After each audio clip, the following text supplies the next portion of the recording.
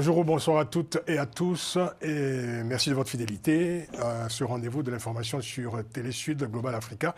Merci de votre fidélité à tous les programmes de Télésud, Panel Hebdo, votre magazine hebdomadaire, l'actualité revue et revisitée par les débatteurs invités à nous livrer leurs commentaires, analyses, décryptages et aussi leurs humeurs sur les grands faits de l'actualité en Afrique et dans le monde. Nous sommes aujourd'hui en compagnie de Alfred Shango Lokoro. Bonjour Alfred. Bonjour Francis. Vous étiez absent la semaine dernière, on m'a dit que vous étiez en Guinée équatoriale. Je n'ai pas vu Balthazar. Je ne pensais pas à ça. Je ne pensais pas à ça. Bienvenue en tout cas, bon retour. Merci d'être avec vous. Maître Jean-Paul Benoît, vous n'étiez pas là non plus, mais je ne sais pas où vous étiez. J'étais au Danemark avec une délégation du Parlement européen. Ah d'accord, au Danemark. C'est les Danois qui président l'Union européenne. Bon, très bien. Pendant ces 6 mois, c'était pas inintéressant. D'accord. Bonjour à tous. Et Claude Lecagne, qui est de nouveau avec nous, hein. Vous étiez là la semaine dernière. Avec plaisir. Merci d'être là. Et nous accueillons Mex Sommet qui est avec nous. Mex Sommet qui intervient dans cette émission en homme libre, parce que vous êtes fortement recherché à Ouagadougou, hein, votre pays. Bonsoir tout le monde. Bonsoir tout le monde. Oui, vous êtes un homme libre ici. Ah oui. Oui. Oui. Oui. Mais vous êtes toujours recherché par le pouvoir militaire de Ouagadougou. Ben, en tout cas, je n'ai pas été rayé de la liste des dangereux terroristes recherchés, donc je suppose que... Ah non, vous n'êtes pas considéré comme terroriste, vous êtes considéré comme complice de terrorisme. Non, comme terroriste. Ah, vous êtes qualifié de terroriste, non, carrément. C'est carrément, Oui. dans la... Il faut qu'on fasse attention alors. Nous pouvons témoigner que vous avez une tout à fait ordinaire en tant que consultant en informatique, il faut dire. Hein, mais voilà, vous êtes quand même militant pro-démocratie et l'état de droit au Burkina Faso et ailleurs aussi, bien entendu. Merci d'être avec nous, merci beaucoup. 2 chapitres dans cette édition de Panel Hebdo. D'abord, le lendemain d'élections au Cameroun et en Côte d'Ivoire, 2 pays où viennent de se dérouler des élections présidentielles abondamment commentées. Quels enseignements tirés de ces scrutins? Au cœur de ce débat, une situation critique au Cameroun où la proclamation de l'élection du président sortant Paul Biya suscite de vives tensions et une vague de contestation. Décryptage dans quelques instants dans cette édition de Panel Hebdo. Également dans cette édition, l'étreinte du djihad au Mali. Le Mali sous la menace du groupe de soutien de l'islam et des musulmans, le Jessim ou Jnim, selon, affilié à Al-Qaïda. Au moyen d'un blocus sur les importations de carburant, le groupe terroriste a engagé depuis quelques semaines une opération d'asphyxie de la capitale Bamako. Quelle pourrait être l'issue de ce djihad économique qui sème le chaos dans le pays? Nous en parlerons évidemment avec tous les chroniqueurs, avec les chroniqueurs invités. On commence donc tout de suite par ces lendemains d'élections au Cameroun et en Côte d'Ivoire. D'abord la Côte d'Ivoire, on va commencer par la Côte d'Ivoire, avec la réélection dès le premier tour d'Alassane Ouattara pour un 4e mandat, un score sans appel de 89,77% face à 4 autres candidats dont la participation paraît symbolique au regard des résultats. Que faut-il retenir globalement, Alfred, de ce scrutin? Quels enseignements d'abord? Commencez. C'est un coup KO que Alassane Dramane Ouattara avait prévu et ça s'est réalisé. Certains candidats de l'opposition qui concouraient contre lui l'ont félicité avant même la proclamation des résultats. Enfin, il y en a un particulièrement, Absolument. M. Billon. Et tout à fait. Ce qui signifie effectivement l'état de l'opposition. Il n'y a pas de contestation en tout cas des résultats. Non, il n'y a pas de contestation parce que tous les candidats ont accepté les résultats des urnes, malgré justement la petite réserve que tous ces candidats ont faite, de dire effectivement ça s'est passé dans des conditions que l'on connaît particulières. On a écarté 2 poids lourds, par conséquent. Oui, une victoire de Alassane Ouattara sans véritable compétition, pour être honnête. Mais exactement, au fond. À vaincre sans péril, on triomphe sans gloire. Il a donc vaincu sans péril. Exactement. Oui. Et donc, voilà, il a triomphé. C'était écrit et au fond, il n'y a aucune surprise là-dessus. Ce que moi je retiens, c'est qu'il n'y a pas non plus ce qu'on a connu par le passé, des violences post-électorales, des morts comme on l'a connu par le passé. c'est peut-être le souhait que nous avions émis tous ici, que chacun accepte les résultats des urnes, et s'il y a contestation, il y a des structures ad hoc pour... Lendemain morose quand même d'élection en Côte d'Ivoire. Pardon ? Plutôt morose, hein, c'est le lendemain des... Ah mais absolument, parce que dans certaines circonscriptions, il y avait très peu de mobilisation, en tout cas. Même si dans les fiefs des opposants classiques qui n'ont pas été retenus, malgré la démobilisation, Alassane Dramane Ouattara quand même a fait des scores importants quand on voit les résultats. Mais comme je dis, hein, triomphe sans gloire a gagné sans véritablement les vrais opposants qui auraient pu tenir... Il faut dire qu'il y a eu un taux de participation de 50%. Est-ce que ça nous signale que ce sont principalement les électeurs d'Alassane Ouattara qui se sont déplacés vers les urnes? Est-ce que ça souligne un peu plus encore une fracture, en tout cas, dans le pays ou au sein de l'électorat? Pas forcément les électeurs seulement 50%. c'est ça, 50%. C'est un chiffre symbolique. Oui, tout à fait, mais ça ne signifie pas que ce sont uniquement les... Quand on voit le résultat, arithmétiquement, on pourrait imaginer que ce sont ces électeurs d'Alassane Ouattara qui se sont le plus fortement mobilisés. Sûrement. On pourrait, mais sociologiquement, il faudrait qu'on ait effectivement, région par région, parti par parti, etc. Je pense qu'il y a même des partisans de l'opposition qui ont, enfin, de certains qui ont voté pour Alassane Quand vous Dramane totalisez Ouattara. quand même les scores des autres candidats, vous arrivez à peine à 10%. Quoi, 10, 11%. Exactement, Oui. malheureusement. Maître Jean-Paul Benoît. Bon, le diagnostic que vient de faire mon vis-à-vis est paisible et objectif.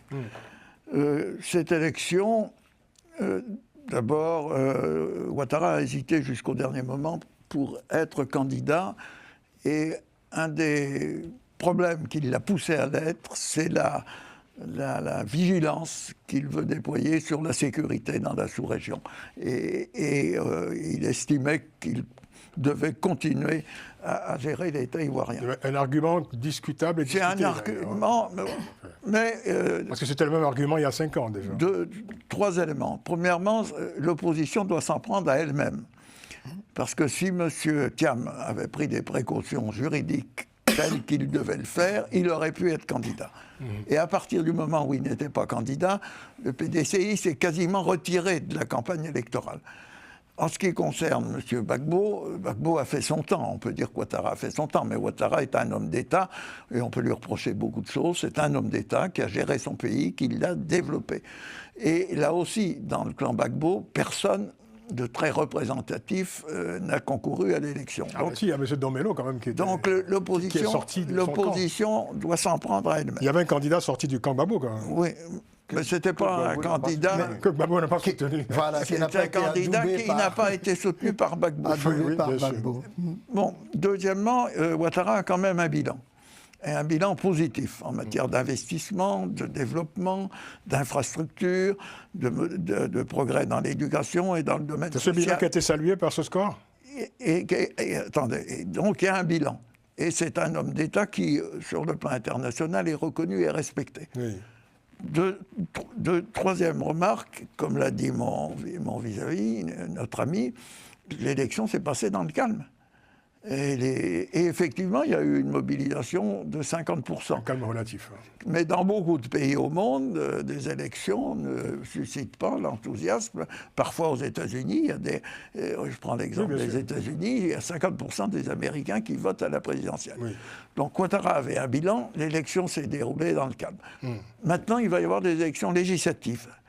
Et c'est à l'opposition, si elle veut faire ses preuves, de présenter des candidats de manière à ce que le dialogue entre l'opposition et le parti, le RHDP, le parti de Ouattara, s'établisse au sein de l'Assemblée nationale. Est-ce qu'il n'y a pas quelque chose de gênant, Maître Jean-Paul Benoît? Pardon, est-ce qu'il n'y a pas quelque chose de gênant de présenter des élections législatives après des présidentielles comme une sorte de lot de consolation à ceux qui ont perdu les élections présidentielles? Je ne le présente pas comme un lot de consolation. Non, je dis ça pas pour vous, parce on entend ça généralement. Oui, mais moi je ne dis pas que c'est un lot de consolation. Il y a une élection présidentielle et il y a des législatives. C'est vrai aussi en France. C'est vrai Donc, aux législatives, les partis politiques doivent jouer leur rôle. Et il doit y avoir une assemblée où l'opposition doit être représentée. Elle l'est déjà. Donc, en même temps, ce n'est pas certain que cette opposition puisse, alors, on va voir ce qu'elle va faire. Exactement. C'est à elle de prendre ses responsabilités Tout à fait. aussi. Oui. Et chacun dans sa circonscription peut jouer un rôle différent, puisqu'à la présidentielle, on se focalise sur une personnalité. C'est ça. Et Ouattara dominait le lot. Et bon, voilà, donc... Alors, et je On va termine... faire le tour de table. Et je termine en disant que Ouattara a réussi d'une certaine manière la réconciliation nationale, parce que ses mandats ont été paisibles. Oui. Et ont permis le développement. Là, Jean-Paul s'avance un peu vite. ont permis le développement de la Certains Côte électeurs qui se sont mal déplacés vous diront le contraire. Ah ben c'est leur droit de ne pas se déplacer. Oui. Mais moi je dis ce que je pense, ce que je ressens. Et je connais bien ce pays. Il y a encore quelques rancœurs quand même. Oui, il y a absolument. toujours. Attendez, en politique, il y a toujours des rancœurs. Si vous regardez le panorama français mais actuellement, chaque pays a une histoire spécifique. regardez exactement. La Côte d'Ivoire a la sienne. Et la France aussi. En fait, moi, j'ai regardé les chiffres en détail. En tant qu'informaticien, c'est pas étonnant. Voilà. Oui, mais moi aussi. Déjà, j'ai regardé les taux de participation aux élections présidentielles en Côte d'Ivoire depuis l'introduction du multipartisme. Multipartisme. Et 50,10%, c'est dans la moyenne. Les autres de participation. Oui. Ouais, Et Laurent Gbagbo, lui, il avait été élu avec 26% de taux de Oui, participation, La fameuse élection. qu'il reconnaît lui-même calamiteuse. Tout à fait. Donc, l'élection présidentielle dans tous les pays du monde, on vote pour un homme. Bien sûr. Oui, Les élections législatives, ou une femme. c'est là où on mesure le viendra. poids des partis politiques dans l'opinion. Donc attendons ces élections-là. Mais quand vous regardez les chiffres, déjà, le taux de participation que tout le monde critique, il faut juste regarder le taux de participation dans les élections précédentes. Deuxièmement, il y a évidemment une mobilisation différenciée entre les électeurs des fiefs du RHDP et les électeurs des fiefs du PDCI, RDA et du PPACI. Ça, c'est normal. Bien sûr. Voilà. Alors, qu'est-ce que ça nous enseigne sur la sociologie politique dans le pays? La sociologie politique dans nos pays, Ce pays-là. dans ce pays, c'est un peu comme dans tous nos pays, hein, en fait. Les déterminants du vote en Afrique, on les connaît. Ce sont des déterminants qui sont ethno-régionaux, religieux, économiques. Voilà. On connaît les déterminants du vote en Afrique. Claude Lecaille, venant de la... vous n'êtes pas embarrassé de commenter les... Pas du tout. Venant de l'Afrique centrale et observant la situation en Côte d'Ivoire, je souscris beaucoup à ce qu'ont dit les trois précédents intervenants, notamment à la posture prise par Maître Jean-Paul Benoît. Je voudrais cependant, pour l'histoire, apporter une précision qui est extrêmement importante au regard de la façon dont nous autres Africains considérons l'évolution de nos jeunes nations. J'aurais beaucoup aimé que le président Gbagbo puisse sortir de la politique, non pas par la fenêtre, mais par la grande porte. Je trouve que la façon dont la Côte d'Ivoire l'accompagne vers la sortie est juste inacceptable. Je voudrais aussi dire C'est-à-dire qu'un chef d'État arrêté, inacceptable de quel point de vue? parce qu'il aurait fallu lui reconnaître qu'il n'est pas un délinquant de droit public, qu'il n'a pas attaqué La Banque centrale. La Banque centrale. Il a bénéficié d'une grâce présidentielle. Il n'a pas la grâce Il n'y présidentielle. a pas d'amnistie, mais il y a une grâce présidentielle. Elle ne nous rend pas justice. Il bénéficie de tous ces avantages d'anciens présidents de la D'anciens Côte chefs d'Ivoire. d'État. Exactement. J'entends bien. Tout à fait. J'entends bien. Moi, pour J'entends moins bien. que ça, je me retire de la politique. Et il utilise avec un certain plaisir Tout à fait. les avantages de de sa retraite de chef d'État. Et on ne peut pas dire d'ailleurs que la présidence de Gbagbo a été une réussite. Elle était une réussite. Vous dites retraite, certains parlent de rente présidentielle. On peut dire c'est vrai, rente, c'est vous qui prononcez le mot. Non, non, c'est vraiment le mot. Hein. C'est une rente. Exactement, oui. Pour moins que ça, je quitte la politique, Mais l'informatique, d'ailleurs, tout. il a je vais- annoncé, hein, il a dit. Non, mais Maintenant, il se retire de la politique. Je suis d'accord avec vous. Je voudrais D'ailleurs, en terminer mon France, propos. je dis d'un mot, d'ailleurs, en France, il y a un débat sur, Tout à fait. sur la rente présidentielle des anciens ancien président de la République. Mais oui, bien sûr. Ça fait partie de la démagogie ambiante en France. N'est-ce pas? Bon, vous avez un peu maté la démonstration du code de Cannes. Non, mais... La Côte d'Ivoire suscite toujours des passions. Je voudrais terminer mon propos sur un second point. L'analyste que je suis va toujours dans les détails, va toujours chercher dans les détails de la sociologie politique.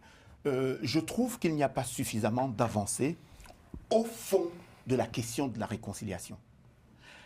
Quand vous venez d'une sous-région comme la CEMAC, où il y a eu des guerres, où il y a eu des désaccords, où il y a eu des clivages qui persistent, même quand on donne l'impression aux gens qu'il y a eu réconciliation. Vous savez, quand vous visitez un pays... Vous parlez de la CEMAC, pourquoi de la CEMAC? C'est la sous-région d'Afrique centrale où on connaît à peu près le même genre de turbulence qu'on peut trouver en Côte d'Ivoire, dont on est souvent dans des positions, même si... Comparaison n'est pas raison, mais comparaison n'est pas raison. Admettons. Le contexte n'est pas le même. Le contexte n'est pas le même. Quand vous regardez un pays comme la République du Congo-Brazzaville, où aujourd'hui encore on a une forte partition entre les populations du Nord et les populations du Sud, vous vous dites que partout là où il y a eu désordre électoral, partout où il y a eu situation insurrectionnelle, il faut aller plus au fond de la question de la réconciliation. Il ne s'agit pas simplement de répartir des prébendes et de dire, écoutez, on va trouver un moyen d'arranger les choses comme on a fait en Afrique du Sud avec les commissions Vérité et Réconciliation. Je pense qu'il faut aller plus loin. Mais vous ne dites pas ça pour la Côte d'Ivoire, c'est ça? Oui, en Côte d'Ivoire, il faut aller plus loin. Je trouve que la réconciliation... Sur le plan de la réconciliation. Non, mais sur le plan de la réconciliation. Ça veut dire quoi aller plus loin? Écoutez, quand vous observez ce que publient les auteurs, les responsables politiques, notamment ceux de la population, quand vous entendez ce que disent les populations quand on va au-devant d'elles, parce que moi je ne crois plus du tout à cette histoire de porte-parole quand on parle de l'Afrique, il faut vraiment... Vous pensez que le climat social aujourd'hui en Côte d'Ivoire est le même qu'il y a 20 ans par exemple? En tout cas, moi je considère que la réconciliation est inachevée, c'est mon point de vue. Alors, après une si longue crise, on peut... Oui, mais les réconciliations... Il y a encore quelques plaies à penser, Bien sûr, mais il faut aller plus loin. bien sûr. Le métier de la politique, c'est le métier des gens volontaires. Oui, mais la réconciliation est toujours un objectif. Quand vous voyez le débat... Alors moi qui suis... Un objectif qu'il faut achever, mais... Moi qui suis l'ancien colonisateur, je suis très gêné pour parler de ces sujets. Il vous sera temps pardonné. Mais... Merci. En plus, je ne suis pas dans la repentance. Mais quand on regarde la France, on peut disserter sur la réconciliation. Quand on voit les débats à l'Assemblée, quand on voit les comportements de M. Retailleau, de M. Sarkozy, la réconciliation, ça veut dire quoi? La démocratie, c'est compliqué. Et c'est compliqué. Et c'est exigeant. Et c'est exigeant. Et je dis qu'en la matière, la Côte d'Ivoire n'est pas parmi les moins mauvais, elle est plutôt parmi les meilleurs en Afrique. Et puis, en tout cas, si je pouvais ajouter une chose, c'est qu'il ne faut pas confondre les leaders politiques et les populations qui, au quotidien, travaillent ensemble, vivent ensemble, se déplacent, vont d'un coin à un autre du pays, et que donc il n'y a pas cet affrontement. Il n'y a pas d'affrontement. Et ces affrontements ne surgissent qu'au moment des élections, surtout présidentielles. En quelques mots, à quoi pourrait ressembler ce 4e mandat d'Alassane Ouattara? Ce sera sous le signe de l'économie? Davantage de réconciliation peut-être, voilà, je l'espère. D'apaisement social. Et le développement social. Je pense l'éducation et le social. Je pense que et l'investissement doit continuer puisqu'il veut faire de la Côte d'Ivoire un pays émergent. Oui, je pense que c'est tout cela qui est en cours. Il a ça en tête. Il y a en fait, la réconciliation ne peut pas se décréter. C'est un processus qui demande du temps. Long. Exactement. Et compliqué. Tout à fait, qui demande du temps. Et au fond... la donnée économique et la donnée sociale sont importantes aussi dans la promotion de cette réconciliation. Voilà, moi je veux juste dire que ce 4e mandat-là, j'espère que Alassane Ouattara en profitera pour consolider la Côte d'Ivoire comme pôle de stabilité et de prospérité dans la région. C'est son but. C'est ce qu'il dit. C'est ce qu'il veut faire et c'est ce qu'il a commencé à faire très largement. Et donc, vous savez, Ibrahim Traoré ne dit pas qu'il est connerie. Hein. Qui est le chef de la junte burkinabé. Donc, voilà. Une fois, il disait, mais vous croyez que c'est parce que les terroristes ont tellement peur de l'armée ivoirienne qu'ils n'attaquent pas la Côte d'Ivoire? Mais lui, son explication, c'était que la Côte d'Ivoire avait signé un pacte de non-agression avec les terroristes. C'est que je ne crois pas du tout. N'est-ce pas? Par contre, pour bien connaître la Côte d'Ivoire, je peux vous assurer que si les terroristes n'ont pas réussi à s'introduire en Côte d'Ivoire, c'est qu'Alassane Dramane Ouattara, il n'a pas investi que sur l'armée. Il a beaucoup investi sur le développement socio-économique des régions frontalières. Exactement. Ce qui fait que ces populations-là n'ont aucune raison de partager avec les terroristes. D'accord. Ce ne sont pas des recrues potentielles. Voilà. Alors, puis quand on voit les gens... Peut-être ajouter aussi, toujours par rapport à cette question de la paix dans la région, C'est très il a résisté pendant longtemps aux attaques de Ibrahim Traoré Bien du sûr. Burkina Faso. Un autre président que lui aurait réagi militairement. Mais il s'est beaucoup retenu quand on avait arrêté les soldats burkinabés, etc. Et malgré les diatribes, justement, d'Ibrahima Traoré, il est toujours resté dans cette idée que non, la paix dans la région est importante et nécessaire. Exactement. On pourrait faire une émission, un débat. C'est entier, au sur, cœur de cette psychologie, sur les réponses, la paix et la réconciliation. On pourrait faire une émission sur les réponses politiques, économiques, sociales, On pourra en face au fléau du Il terrorisme. y a de la matière. Il y a de quoi faire Bien sûr, il y a de quoi faire. et de quoi dire contre le terrorisme. On va en parler avec le Mali. On continue de parler des lendemains d'élections. Autre ambiance, autre pays, le Cameroun. Le Cameroun, où il aura fallu attendre 15 jours pour la proclamation des résultats. 15 jours de tension et de suspicion. Le président Paul Biya a été déclaré réélu avec près de 54% des voix, suivi de Issa Chiroma Bakary, qui aurait obtenu 35,19%. Ce dernier estime avoir remporté cette élection. Conteste évidemment ces résultats. Alors Claude Decage, on se tourne vers vous, bien sûr. Alors, un nouveau contentieux post-électoral au Cameroun qui ne surprend pas grand monde finalement. Ce n'est pas la première fois que cela cela ne se devrait pas produit. surprendre grand monde lorsqu'on évoque un pays dont le président de la République se présente pour son 8e mandat et est reconduit dans ses fonctions. 43 ans. Voilà, ça fait Le 43 pouvoir. ans que le président de la République est là. Et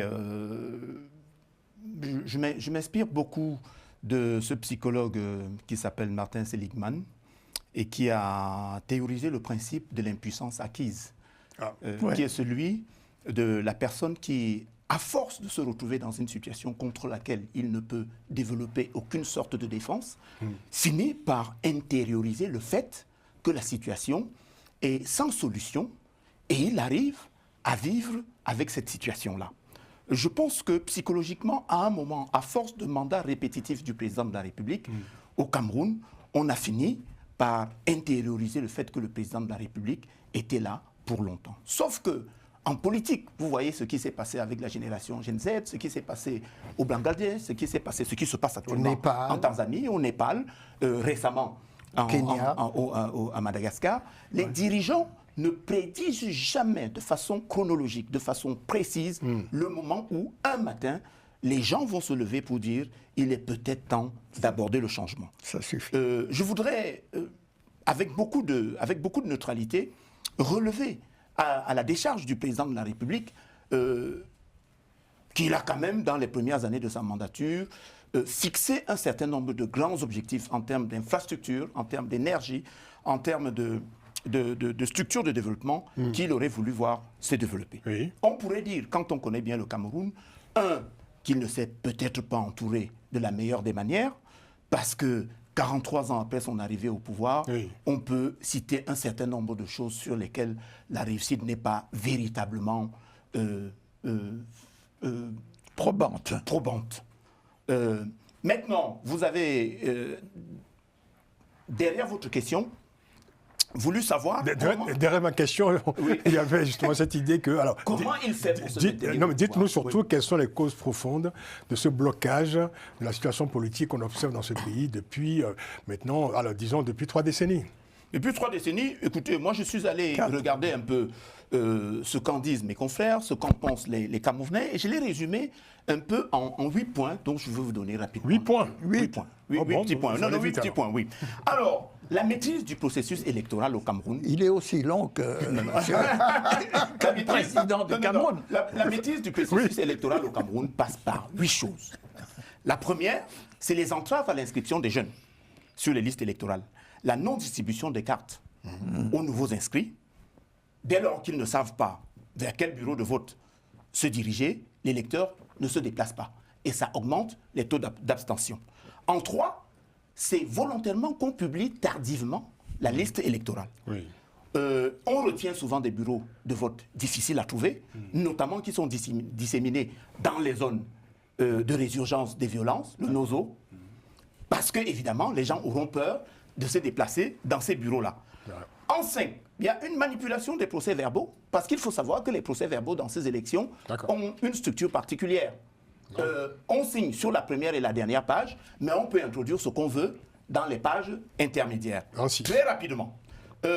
Profiter du délai de 15 jours pour laver plus blanc que blanc et faire en sorte que le Conseil constitutionnel vienne constater que peut-être la victoire qui était celle de l'autre camp est revenue au camp de la majorité présidentielle. En 7, ensuite, rapidement militariser le pays pour intimider ceux qui voudraient contester la victoire. Et en 8, neutraliser les cadres inverses, leur proposer de rejoindre la majorité présidentielle et le bal continue. Les 8 points étant cités, j'ai envie de vous poser la même question que je vous ai posée la semaine dernière dans cette émission.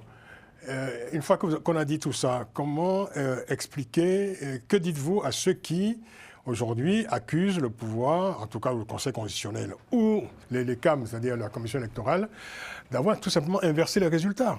Puisque toutes les données statistiques donnaient gagnant Issa Chiroma Bakary, et à l'arrivée, on se retrouve avec Paul Biya comme vainqueur, ce qui s'est déjà produit. Je veux dire, c'est pas pour voir que ce scénario se produit au Cameroun, évidemment. On peut, sur les 43 ans, on peut au moins identifier 2 ou 3 fois où cela s'est produit. J'ai envie de vous poser la même question que la semaine dernière. Est-ce que vous pensez que Paul Biya a gagné, a remporté cette élection présidentielle ou pas? Ben écoutez, les 15 jours dont nous venons de parler. Non, mais vous ne répondez pas à la question là. Non, mais je veux dire, est-ce que vous pensez que, compte tenu évidemment de tous les éléments que vous avez cités, Paul Biya a effectivement remporté l'élection, la dernière élection présidentielle? Combien de personnes au Cameroun pensent qu'un président de la République peut gagner une élection dans cette configuration-là? Moi, je pense que de toute façon, et ma réponse est très claire, tant que vous n'avez pas mis en place un mode de scrutin qui garantisse la transparence totale du début à la fin, il n'y a personne de sensé qui aurait le moindre penchant. Pourquoi ce qui fonctionne ailleurs ne fonctionne pas au Cameroun? Parce que finalement, il y a les mêmes processus électoraux dans d'autres pays qui fonctionnent parfaitement d'ailleurs, où on n'attend pas 15 jours pour proclamer les résultats, tant mieux d'ailleurs.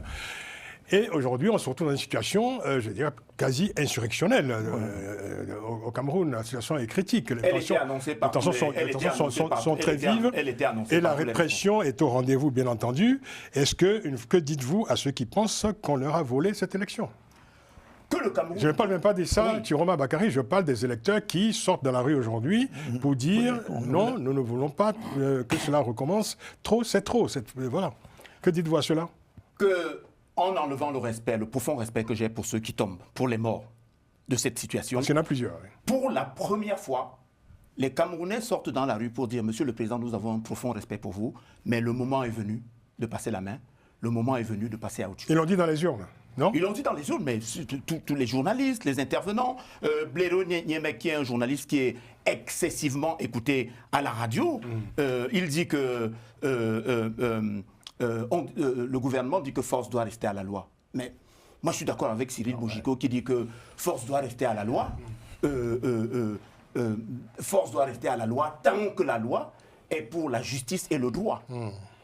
Quand vous êtes dans ce processus de glaciation où vous vous servez de la loi pour commander, imposer vos seules volontés sans tenir compte de ce que pourrait penser l'opposition, vous vous exposez à voir surgir très rapidement ce qui se passe aujourd'hui dans les villes. Et je peux vous assurer que, en mettant Issa Chiroma de côté, il n'y a pas quelqu'un derrière qui pianote ce qui se passe au Cameroun. Bien sûr. De toutes les régions, de toutes les grandes villes, les jeunes sont descendus pour dire « Monsieur le Président, 43 ans, ça suffit ». Et il y a un risque de déflagration. Et la situation peut se métastaser parce que ça avait commencé avec le NOZO. Et au NOZO, ça avait commencé par des revendications à caractère corporatiste. Ce n'était pas des revendications politiques. Mais les gens n'avaient pas d'interlocuteur en face d'eux.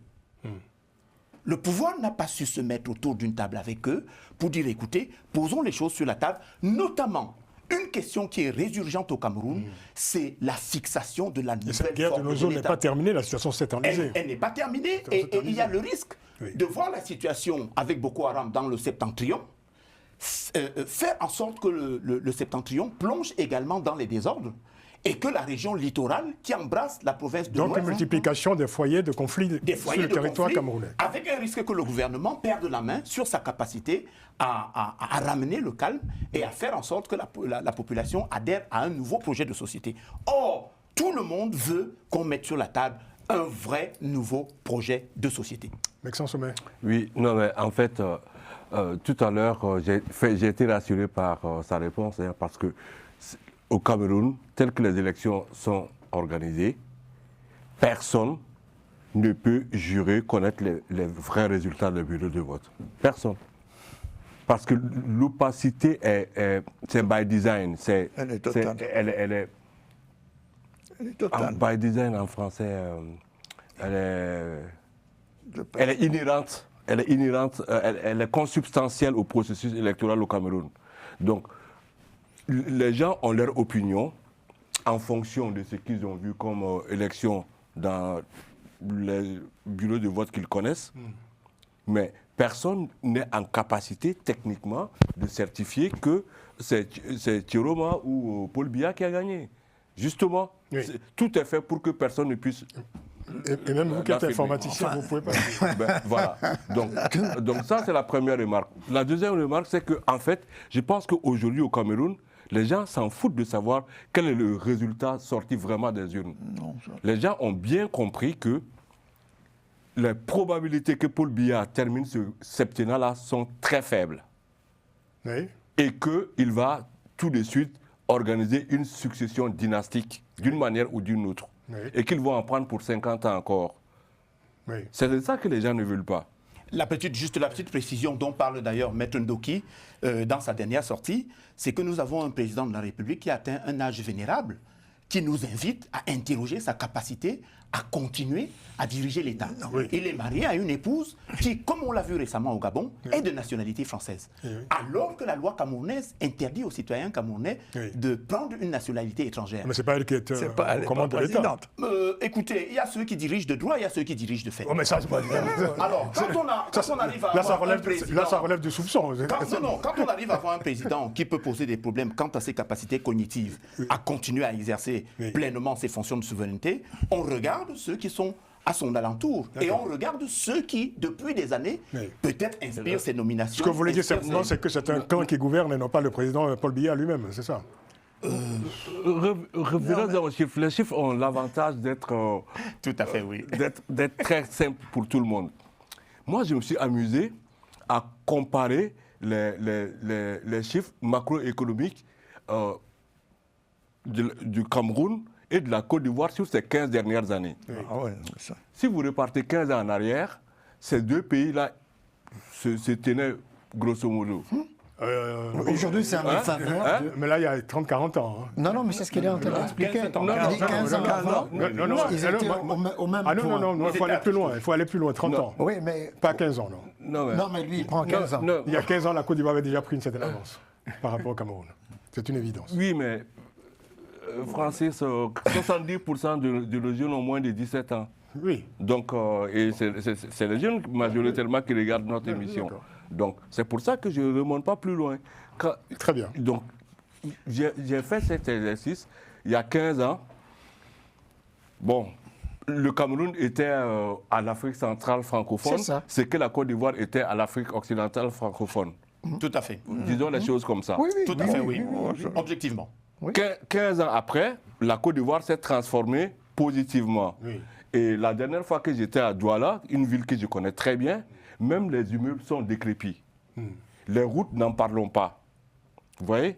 Donc, ça, même un jeune, même un jeune qui a 20 ans aujourd'hui, il a vu le Cameroun mieux que ce qu'il est aujourd'hui. Oui, oui, oui. Et il n'en veut plus, c'est tout. Maître Jean-Paul Bello. Oui, je voulais commencer par votre conclusion, à savoir si on fait la comparaison entre la Côte d'Ivoire et le Cameroun, et on constate ce que vous dites, un pays qui s'est développé et un autre qui Stagné. a stagné Non, qui a reculé. et qui a reculé. Non, moi, je parlais de stagnation. Quand je parle du Cameroun, je commence par penser à mon ami Marafa.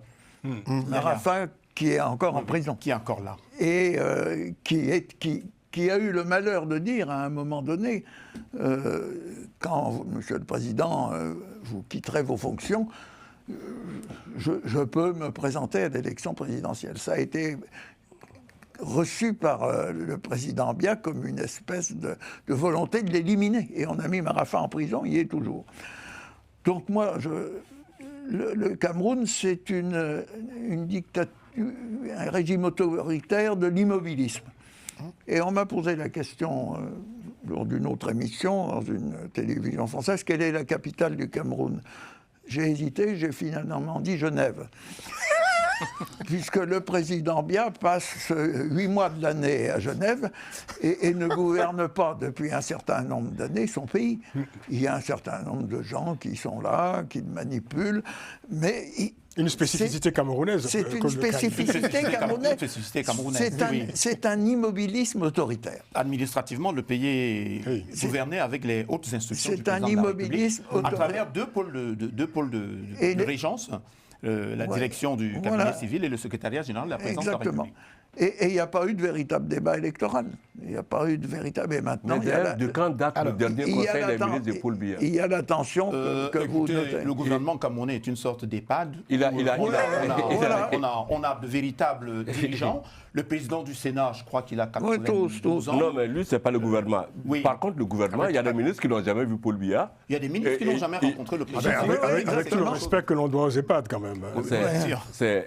Et il y a des ministres qui sont morts, qui n'ont pas été remplacés. Et puis on a un gouvernement pléthorique, par exemple, au niveau de l'enseignement et de la jeunesse. Vous avez 6 ministères. Vous avez 6 ministères.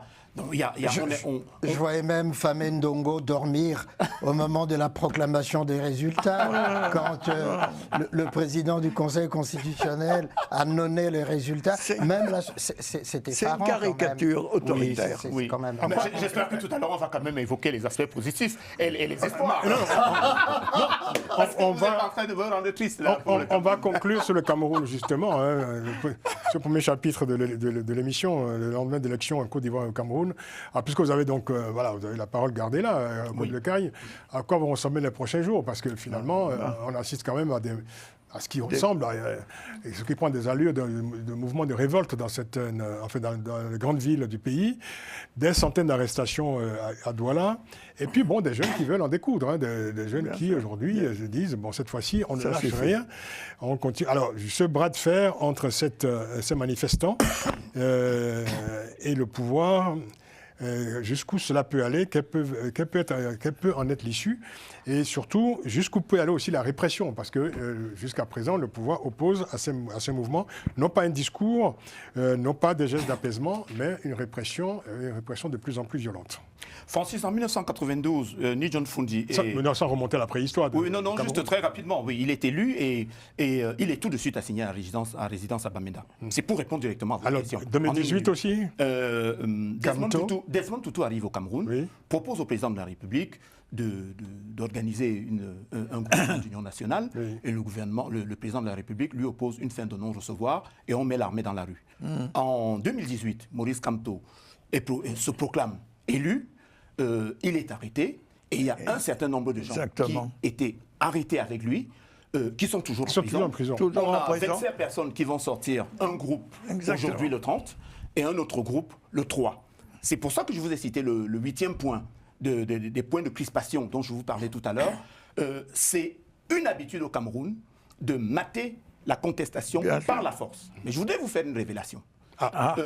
L'opposition a anticipé cette habitude du pouvoir de passer en force et d'utiliser les forces de l'ordre pour mater la contestation. Nous commençons à voir des choses extrêmement intéressantes qu'on n'avait jamais vues avant. Des responsables des forces de défense qui disent qu'ils ne sont pas là pour tirer sur de paisibles citoyens qui réclament l'application du droit électoral. C'est un premier changement. Un deuxième changement, c'est la détermination qu'on n'a vue ni sous Ahidjo, à l'époque de la glaciation, ni à l'occasion du vote avec Nijun Fundi, ni même avec Maurice Kamto. Il y a un risque, si le gouvernement passe en force, de voir la situation du Nozo se métastaser à l'ensemble du territoire national. La zone anglophone. Je voudrais préciser pour terminer que Issa Chiroma Bakari est originaire du Septentrion. Et vous n'étant pas originaire du Cameroun, je vais vous donner une comparaison qui va vous faire comprendre. Dites-nous, rapidement. Merci. Ces gens-là appartiennent au même espace sociologique que, par exemple, les Tchadiens. Oui, Ils sont encore plus offensifs quand il faut se battre que les anglophones. oui, donc, Alors, nous sommes arrivés au point où on n'a plus d'autre perspective que de négocier. D'abord, pourquoi? Parce qu'avec le FMI, on aborde le 3e round de négociation et qu'on est dans une situation économique tellement catastrophique qu'on ne peut plus se permettre le luxe de voir d'autres fronts s'ouvrir au Cameroun. Il est plus que temps de faire le dialogue et d'aborder le changement. Sauf que le changement appelle des hommes de changement. merci. Et ils sont là, les hommes de changement? Bah, il y en a Ils sont sûrement. aujourd'hui dans l'opposition, c'est ça? Voilà, ils sont dans l'opposition. Je voudrais que vous demandiez à mes confrères s'il n'y a pas des Camerounais Bien qui sûr. abondent à foison pour prendre le relais et remettre ce pays sur les rails et aller tenir tête à la Côte Ils d'Ivoire. vous ont répondu. Comme M. Pascal d'ailleurs. Ils veulent répondre oui. Donc, on a... voilà. Non, mais, Un dernier mot, on va conclure. non, mais dire il faut quand même rappeler aussi que Chiroma, il est du Sérail, Oui. comme la plupart des politiciens tout à fait. camerounais. Et qu'il a été un candidat de l'opposition par défaut, par opportunisme. Oui. D'accord?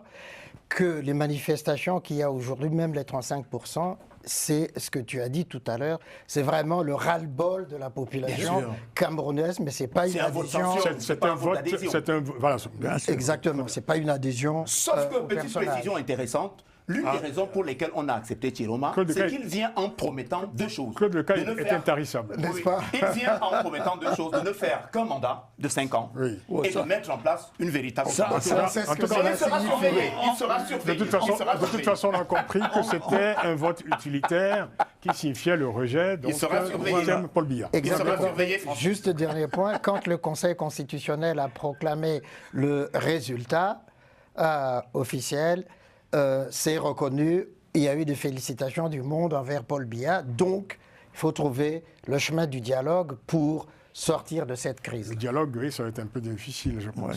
Il faudra trouver, il faut déployer des trésors de diplomatie. Absolument, c'est ce qu'il faut. D'astuces, de politique d'ailleurs. hein, Oui, pour oui, pouvoir tout à fait. Instaurer des passerelles de dialogue entre cette rue aujourd'hui qui est de plus en plus en colère et ce pouvoir qui s'enferme en fait, je veux dire, dans ses vieilles habitudes, hein, Tout à fait, dans oui. ses réflexes, Tout à fait, oui. dans ses réflexes anciens. Merci beaucoup. On va passer au deuxième sujet, le Mali. Le Mali peut-il surmonter l'étreinte du djihad aux portes de Bamako? Le groupe de soutien de l'islam et des musulmans, le GSIM ou le JNIM, affilié à Al-Qaïda, impose depuis quelques semaines un blocus sur les importations de carburant dans le but d'asphyxier économiquement la capitale Bamako. Une stratégie qui marque une avancée décisive du groupe terroriste dans le conflit qui l'oppose à l'armée malienne. Alors, Maxence Sommet, vous qui observez cette actualité quotidiennement, de quels moyens dispose encore la junte au pouvoir à Bamako pour contrer l'action des djihadistes? Déjà de l'adhésion d'une bonne partie du sous-lumpen prolétariat malien, particulièrement Bamako, parce que la seule mesure qu'ils ont prise dans cette crise-là, c'était de convoquer les TikTokers, les influenceurs, ceux que j'appelle les cyberdélinquants, pour faire une réunion pour voir comment ils allaient encore une fois Faire de la communication. faire de la communication. Ils n'ont pas fait que ça, ils ont mis quand même en place une cellule de Donc, crise interministérielle. Non, mais actuellement, ils sont... donc, toute la... Pour parer à l'urgence, quand voilà. même, il y a eu une cellule de crise qui a été mise en place. Non, mais ce n'est qu'aujourd'hui qu'il y a eu une première réunion des ministres de la Défense et de la Sécurité de l'AES à Bamako. Ce n'est qu'aujourd'hui. Donc, moi, depuis le départ, la question que je me posais, c'était que moi, je pensais que l'AES, c'était d'abord une alliance militaire face au terrorisme. L'AES a annoncé la mise en place d'une force conjointe pour lutter contre le terrorisme, une force d'ailleurs de 5000 hommes. On se demande où elle est passée. Cette force, c'est l'existence.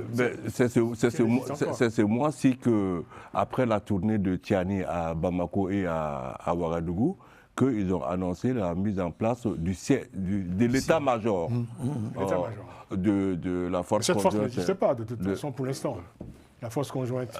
Il y a 1500 ou 2000 soldats burkinabés. Hein. En tout cas, ils ont maintenant un état-major à Niamey. Ça, c'est ce qui est vérifiable. Le reste, voilà, je ne sais pas. Je me demande aussi que font les 1500 ou 2000 Russes de l'Africorp. Qui sont là-bas et qui sont censés soutenir les FAMA dans la lutte contre le terrorisme. Qu'est-ce qu'ils font ces gens-là depuis 2 mois? Le pays. Voilà, ça ce sont les questions. Sans abonnés absents. En tout cas, ils n'ont pas beaucoup appuyé les FAMA pour déverrouiller le blocus. Donc, par contre, ils trouvent encore le temps d'aller massacrer des transhumants qui avaient quand même pris la précaution d'informer les autorités du fait que leur retour de transhumance allait les amener à traverser le fleuve à un endroit bien précis, qui est un truc annuel ou qui est une fête et tout. Mais ils sont allés les mitrailler. Oui. Voilà. Alors, il faut dire que des convois de ravitaillement sont attaqués, de nombreuses victimes sont signalées, des camions-citernes incendiés, les routes contrôlées par les djihadistes, avec obligation pour les femmes qui se déplacent soit de porter le voile, sous peine d'être fouettées. Voilà l'ambiance à quelques kilomètres de Bamako désormais. Et l'un des porte-parole du JNIM, Bina Diarra, a déjà annoncé le programme de gouvernement ou d'administration de son gouvernement, du groupe djihadiste, qui se résume ainsi, je cite, « La fin de la démocratie et des droits de l'homme et l'application de la charia sur l'ensemble du territoire malien. » La suppression de la Constitution. Oui. Enfin, 3 points. En fait, moi j'ai été très heureux de cette sortie de Bina Diarra. Parce que depuis quelques mois, le JNIM était en train de polisser son discours et sa propagande en profitant des exactions des jeunes maliennes et burkinabés pour se présenter comme des protecteurs des populations opprimées par ces jeunes-là. Et beaucoup de gens commençaient à se dire que, bon, finalement, peut-être qu'avec ces gens-là, c'est... Why not? Voilà. Et là, Bina Diarra, il a eu la très bonne idée de remettre les points sur les i. Et il a même remercié Assimi Goïta, le chef de la région de Bamako, d'avoir commencé le boulot en quelque sorte pour eux, en le remerciant d'avoir supprimé les partis politiques, d'avoir suspendu les partis politiques et d'avoir supprimé toute forme d'élection au Mali. Mais avant ça, déjà, ils avaient déjà... C'est pas la première fois qu'ils félicitent Assimi Goïta. Hein. La principale revendication d'AQMI, parce que le JNIM, en fait, c'est une émanation d'AQMI, c'était quoi? C'était le départ des croisés du Sahel. Parce qu'ils savaient très bien que sans les croisés, ces régimes-là étaient faibles, ils pouvaient faire ce qu'ils voulaient. Donc, ils les ont fait partir, ils ont banni la démocratie. Je vous rappelle que l'imam Diko, qui est présenté aujourd'hui comme un opposant, comme un opposant à la junte, il ne faut pas oublier que lui, il avait demandé au Mali de supprimer la Constitution et d'appliquer la charia. Et un procureur l'avait convoqué pour sédition, ce qui est quand même un crime grave dans un état de droit. Et devant la levée de boucliers, les manifestations, Ibeka avait reculé et il avait viré le procureur en question. Alors Alfred, tout ça nous amène à penser que donc, la junte de Bamako, après son coup d'État, est devenue, malgré elle, une sorte d'allié objectif des groupes terroristes. Enfin, de ce groupe-là, en tout cas, puisque c'est celui qui, aujourd'hui, est en pointe dans l'affrontement contre l'armée malienne. Mais ça révèle une chose, le mensonge du coup d'État. Puisque le coup d'État, c'était pour la question de la sécurité du Mali, pour mettre fin au terrorisme et au djihadisme. Résultat des courses. Alfred, en 2012, qu'est-ce qui a accéléré l'effondrement de l'État malien? Exactement. C'était le coup d'État de Sanogo, qui lui aussi voulait, soi-disant, mieux lutter contre les rebelles du Nord. Donc ce qui fait, au fond, qu'aujourd'hui, le JNIM peut les remercier en disant vous nous avez facilité la tâche et que Bamako est en train d'être encerclé progressivement, que les alliés de Assimi Goïta ont demandé à leur population de quitter Bamako, les Russes, les Américains, tout le monde, c'est la débandade. Donc ce qui signifie effectivement que les jours de ce régime sont comptés. De toute façon, nous l'avons toujours dit ici, il arrivera un moment où ces régimes vont se retrouver face à la réalité, et face à la réalité, on verra ce dont ils sont capables, ils ne sont pas capables. On est en train d'y arriver progressivement. Alors, Jean-Paul Benoît, alors, parmi les conséquences de ce djihad du carburant, hein, il y a évidemment une crise économique inédite dans le pays aujourd'hui, une crise qui prend de l'ampleur, mais il y a surtout la fermeture des écoles. Ce qui n'est pas pour déplaire d'ailleurs aux djihadistes, hein, quand on sait ce que les djihadistes pensent de l'école en général, hein. Quand on connaît leur aversion Bien sûr. pour Non, mais l'école. chaque fois qu'on a l'occasion dans cette émission de parler des juntes, je dis toujours que les juntes militaires aggravent les problèmes qu'elles sont soi-disant venues régler. Et les juntes, elles ont une communication extrêmement primaire. On choisit d'abord un bouc émissaire.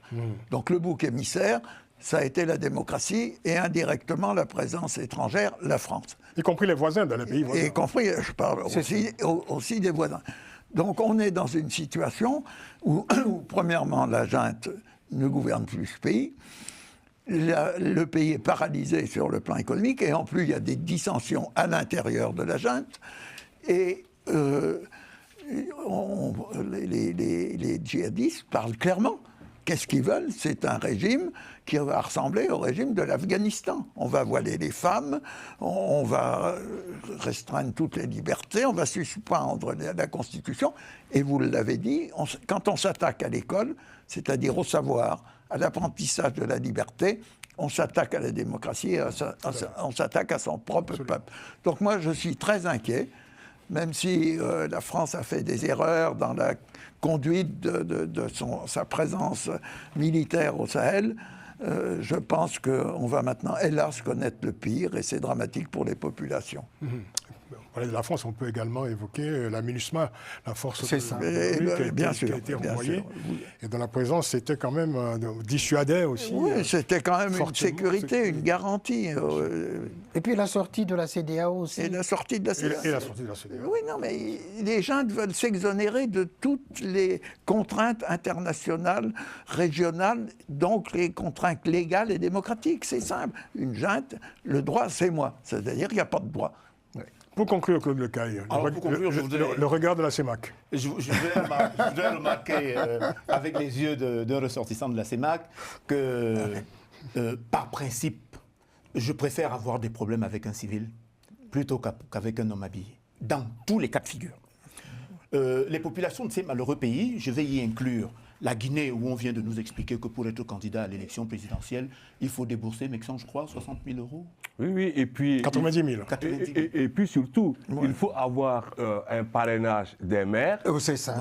Les maires qui n'existent plus, puisque la gente a nommé des délégations spéciales. Toutes les gens, c'est pareil, c'est le pire. Et donc, je cite la Guinée, bien je sûr, cite le Mali, je cite le Burkina Faso, je cite le Niger, et particulièrement le Burkina Faso, parce que si dans un pays comme le Mali, je perçois qu'on commence déjà à se rendre compte, depuis avant l'interpellation des deux anciens premiers ministres, on sent au Mali une lame de fond qui commence à monter progressivement de la société civile qui bientôt va dire où est-ce que vous nous emmenez.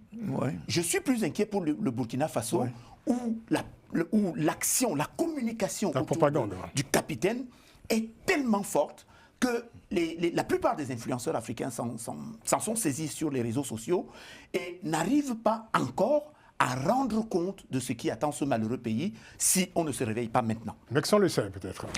Oui, mais moi je suis tellement désespéré.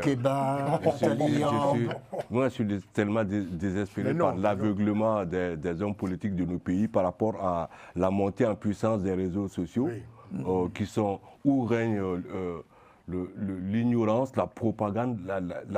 Le pire est le meilleur. L'empire du mensonge. Non, mais, de l'ignorance. De l'ignorance. Justement, en Chine, ils viennent de prendre une loi. Pour être influenceur en Chine, il faut des diplômes et des compétences. Sinon c'est au Laoga directement. Bon, pour une fois, je trouve que les régimes autoritaires ont parfois du bon. C'est une conclusion intéressante. Mais si vous voyez Madame Nathalie Niam reçue au palais palais à Niamey, si vous voyez son confrère Kémy Séba avec un passeport diplomatique parce qu'on lui a retiré le passeport français, beaucoup de gens qui regardent se disent mais finalement ils n'ont pas si tort que ça. Et on perd un temps extraordinaire. Et Franklin. Et voilà. On retient cette conclusion, bien entendu. Il s'est fait appeler Franklin Yamsi Wa Cameroun. Moi, je l'appelle. Merci à Je ne tous. voulais même pas citer Franklin. Mais Jean-Paul Benoît, merci d'être venu. Merci. Jean-Paul Benoît, avocat, député européen honoraire, ancien haut fonctionnaire. Claude Lecaille, merci beaucoup, journaliste et essayiste. Alfred Chango-Lekoro, maître de conférence à la Sorbonne, Maxence Sommet, militant pro-démocratie et l'état de droit au Burkina Et terroriste Faso. burkinabé. Et partout. De terroristes. Militant pour l'état de droit au Burkina Faso et partout, cela est nécessaire, on va le dire. Consultant en informatique, et puis bon courage pour le Burkina Faso. Merci à l'exceptionnelle présence de Romain Clicquot-Demecq qui a réalisé cette émission aujourd'hui. Rendez-vous la semaine prochaine pour une nouvelle édition de Panel Hebdo. D'ici là, prenez grand soin de vous. À très vite. Merci. Merci. Merci.